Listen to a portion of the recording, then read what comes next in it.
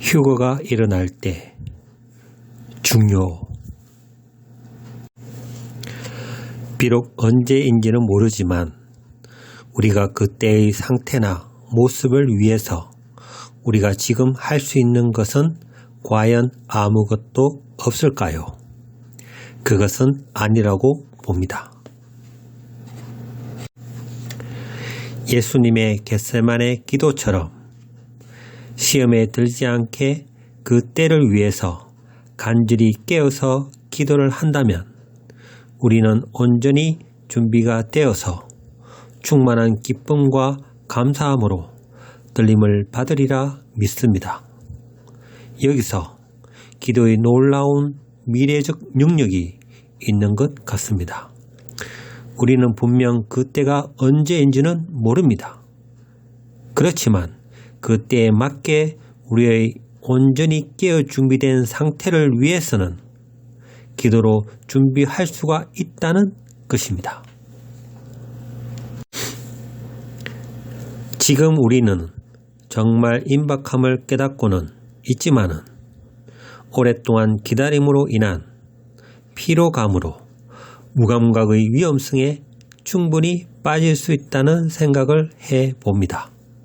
하지만 기도로 미리 준비된 신부들이라면 그때 날짜, 시간이 임박했을 때에는 기도응답과 성령님의 도우심으로 그 때를 깨닫게 되면서 온전히 준비되어지는 은혜를 받게 되어서 하나님께서 기뻐하시는 모습이 된다는 것입니다. 야구의 예가 생각됩니다. 8회까지 잘 이기고 있다가 9회 말에 역전을 당하는 경우들이 수두룩한 것처럼 주님의 오심을 평소에 잘 준비를 하다가 막상 휴거가 일어날 그 타이밍에는 준비가 되지 않아서 천국 잔치에 참여하지를 못하게 되는 경우는 과연 일어나지 않을까요?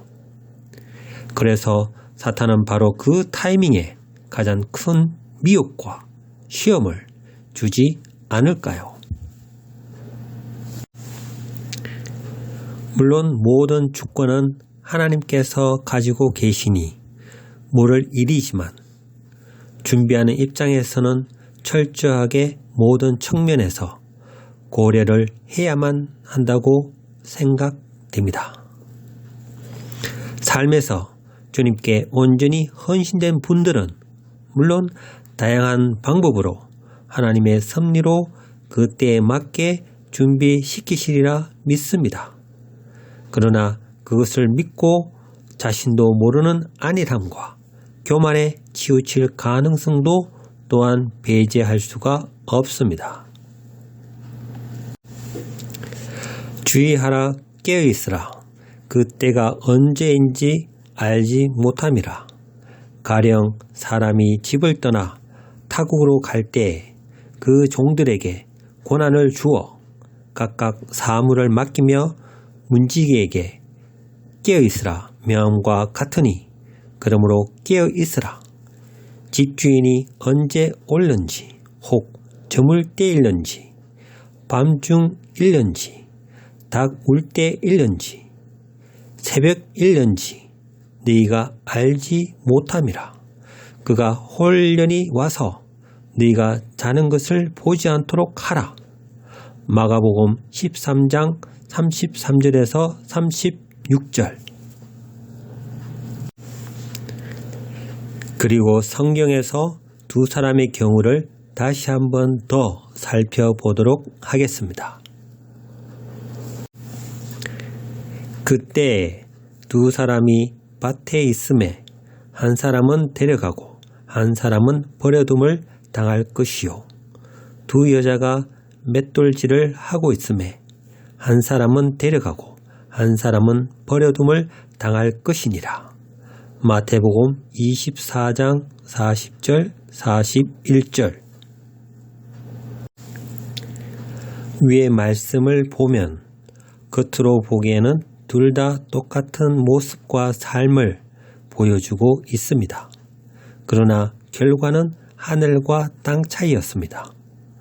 그렇다면 그 차이점은 분명 마음과 생각이었을 것입니다. 똑같은 일을 했지만 한 사람의 생각과 마음은 하나님께서 보시기에 온전했다는 것입니다. 그러니 다시 말씀드리지만 그 때가 언제인지 모르기 때문에 우리도 언제나 미리 그 때를 위해서 깨어 기도하면서 준비를 한다면 휴거가 일어나는 그 타이밍에는 비록 일상생활 가운데 있다 치더라도 그 영혼이 감지를 하면서 세상을 떠날 준비, 온전히 청결하고 깨끗한 마음과 생각이 분명 될 것입니다.